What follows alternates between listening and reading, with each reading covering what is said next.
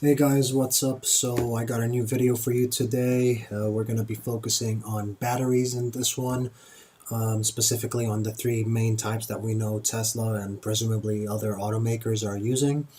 So these are going to be the 4680s, of course, the 2170s, which they basically started using for the Model 3, and the 18650s, which Tesla was using beforehand, and a lot of other car makers for Model S's and things like that.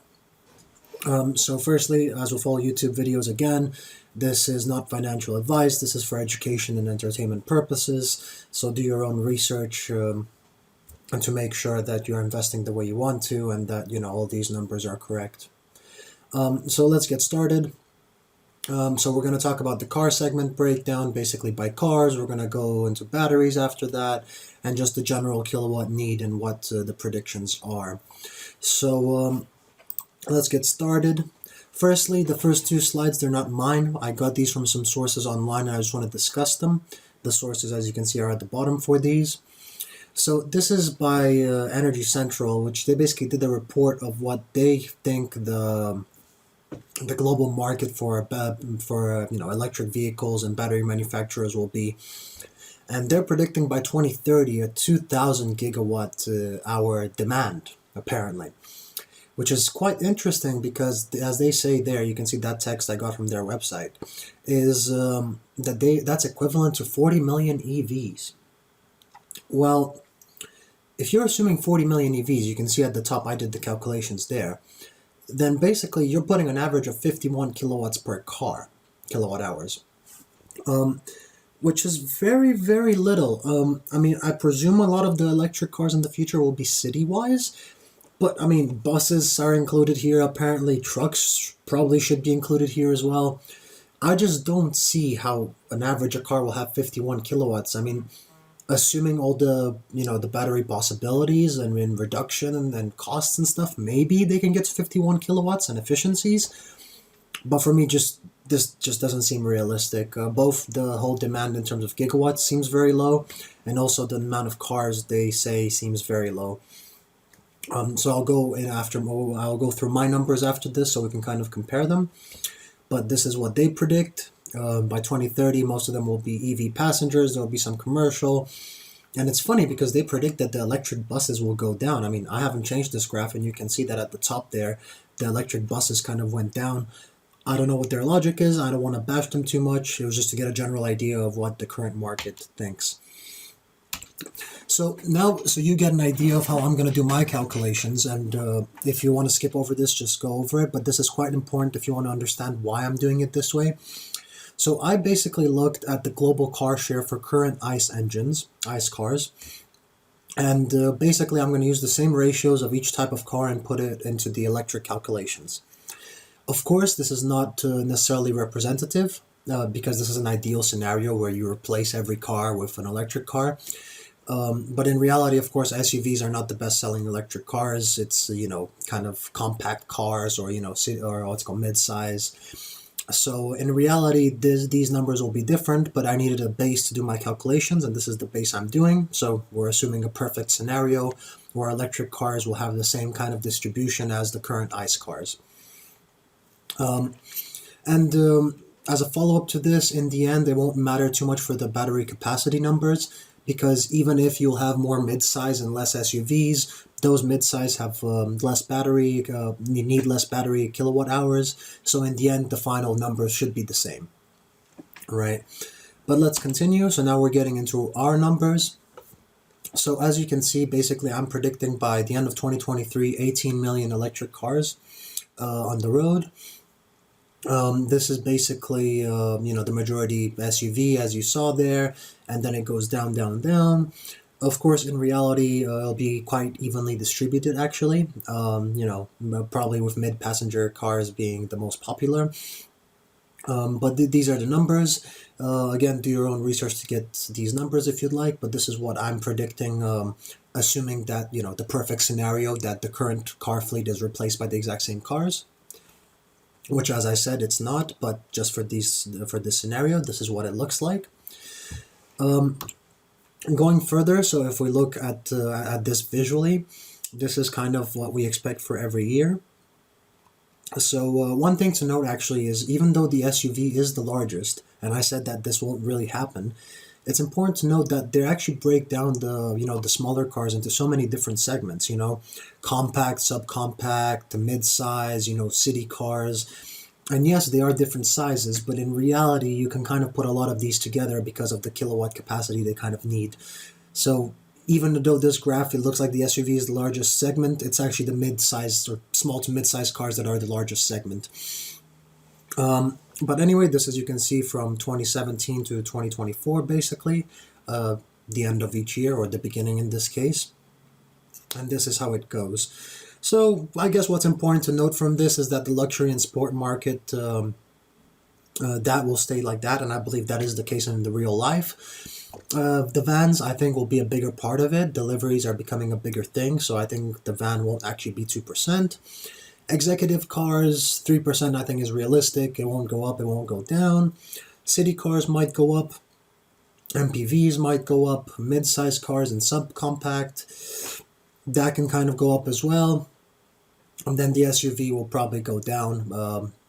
Eventually, it'll catch back up. Assuming the current trends of buying, in the end, the SUV will still have 32%. But building up until we replace the whole ICE fleet, it won't really take that 32%. So now we're going to break this down by kilowatt hours. So basically, you can see at the top the battery size I assumed for each of these vehicles.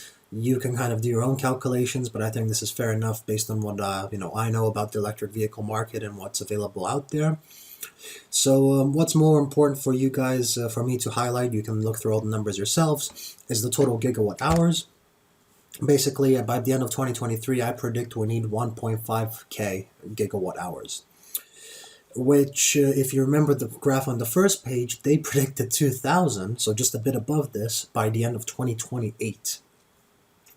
So either I'm overestimating the world electric vehicle production, or they are drastically underestimating it. So we'll see how that plays out, right? But this is my case for it. Again, breaking that down into visual graphs. One interesting thing I want to note here is the pickup. You can see that the pickup, even though the volumes are kind of small, if you remember, because it has a 150 kilowatt hour pack, it actually starts costing a lot of the battery. So a lot of the battery production will need to go into that. And again, yes, the SUV is at the top, but in real life, as I said, these will be a bit more balanced. This is just because this is how the ICE cars are being sold right now. So not the most realistic, but just so you get the idea. So now this is the most interesting slide in my opinion, because this tells us how many cells we need of each type of cell, and also how much those cells in total cost to produce. So let's start on the left side. Basically, we have the three cells, 18650s, the 2170s, and the 4680s. So we can see in terms of how many numbers we need. So let's go to 2024, Q1. So also all those kilowatt hours for the batteries, those for the 2170s and the 4680s, I got them from Sandy Monroe because he did a breakdown on that and how many 4680s fit. So, that's kind of approximate. And 18650, very similar as well. I just calculated how many of them would fit versus how much the kilowatt hour pack was and got that number. Anyway, so looking at 2024, Q1, if we want to achieve the battery production rate that I said, which was 1,500 gigawatts, and put them into cars, we're going to need 130 billion cells. That's not million, that's billion. 130 billion cells of 18650s. If we were to go with the 2170s, which is what Tesla uses right now and what most of the car manufacturers use, you need around 90 billion cells. And then lastly, if you go with the 4680s, which is Tesla's new design, and also LG Chem and Panasonic are doing their own variants, or we don't know yet if they're collaborating, that drops down all the way to 20. So even if you compare it to the 2170s, the 4680 is still requires 4 times less cells. So that's amazing, guys. 4 times less cells, even though the price drop is not necessarily constant. That's a big difference in terms of materials needed, in terms of money invested, and you can see that on the right side. When it comes to the price of these, I assume, so again, let's go through the numbers. Let's start from the right side. The 4680 cells, I assume the $50 per kilowatt hour, and that's just based off the $110 minus the 56% that Tesla said, basically. The 110 is from Sandy Monroe because he did the breakdown, right, of the cost. That's what his specialty is. And I mean, for the Model 3, for the Model Y, it was a bit lower. For the Model 3, it was a bit higher. I just put it at around 110 for now. Just a bit of an overestimate just to, make sure that the numbers are correct. And then lastly, for the 18650s, while I couldn't get any numbers specifically on this, I did get several sources. And this number I feel is actually kind of low. I left it like this because it illustrates the point fair enough. But I found sources saying that, 2010, when these were very popular, basically, and they were the main cell being used, that some manufacturers were paying up to $200, $250 per kilowatt, actually. So just so you know that the 18650 price is actually quite low compared to what they actually used to pay for it, or are paying for it. Anyway, again, we're going to go to the bottom of the graph. That's what I'm going to focus on. So by the beginning of 2024, if they were going to use the 18650s, everyone, assuming, they would cost them $230 billion to produce, which, yeah, that's a lot of money, especially considering that all of these are, a third of the car price or whatever. With the 2170, so you can see that's already quite a big jump. You're saving, what, $60 billion just by swapping to 2170s. So that's quite good, getting close to half of that. And then if you swap for the 4680 cells, based on the $50 per kilowatt hour price, it goes down to 76. So we're getting into the 1/3 range pretty much with this. So you can kind of see why it's so important that this 4680 cell came online, and why it's important that not only Tesla, but everyone does it. If you watch my Tesla video, you know that I'm assuming that Tesla will have around a 30% market share at this point, so in 2024. So assuming that, basically out of that 76 billion, more than 20, 30 billion will be just Tesla. And you can imagine what a competitive advantage it is if they spend, for 30% of the market, they spend 30 billion. And then if the others, for the rest, the remaining 70%, they spend like 100 and something billion, So it ends up being a really large competitive advantage in terms of price, in terms of gross margins you can make on the cars, of course. And also battery production ramp. I mean, the less batteries you need, pretty much it should be easier to get them off the line, in theory at least. So that's why these 4680s are super important, and that's why it's important to keep getting this battery technology cost down. So this is just putting it visually so you can see how many of each cells we need. So as you can see, there was a decent jump between the 18650s and the 2170s. But you can see the difference to the 4680s is just crazy. Difference is, visually speaking, you can see it's a fraction of what the other batteries need and how much you need to produce. So a lot less raw material, more sustainable, cheaper, etc. So now we're going to look at the production costs. So we went through those as well on the right side. And you can see the 2170 was a good improvement from the 18650s. But you can see that the general trend and S-curve was kind of going up the same way, so it's not really that big of an improvement. It's better than nothing, but it's not really what you want to continue with long term. So if we look at the 4680, you can kind of see already that curve, the area between the curves increasing.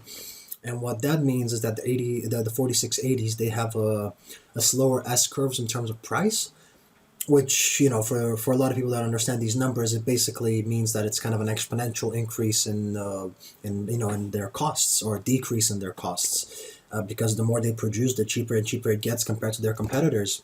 So this is very important, and that's why, again, the 4680s are key to the EV revolution.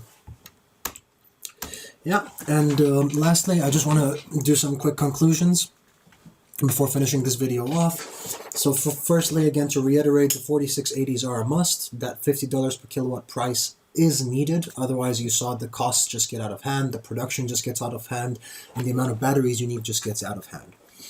The current expectations are too low, so this I'm referring to the analysts and everyone that's doing these numbers.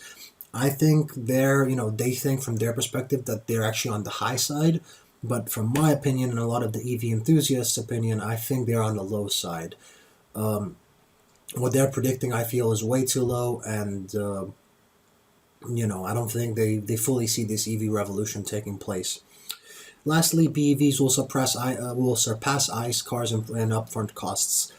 So once we reach that $50 per kilowatt, probably even higher actually, the upfront cost of electric cars will be cheaper. It's just the way it is. So this is not even including, how much you'll save over time. No. When you buy the electric car, it's automatically cheaper from the first day you buy it, and it will save you money after. So I think that's kind of a given. But again, for that to happen, we need the 4680s. And why do we need the 4680s? Because we need that $50 per kilowatt price.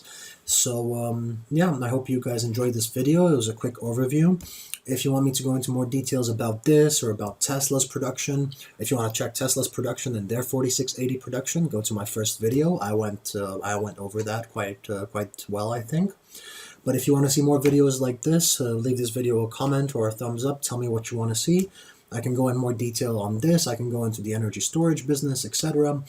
So yeah, I hope you guys enjoyed. And yeah, let me know what you want to see. So thank you for watching and have a good one.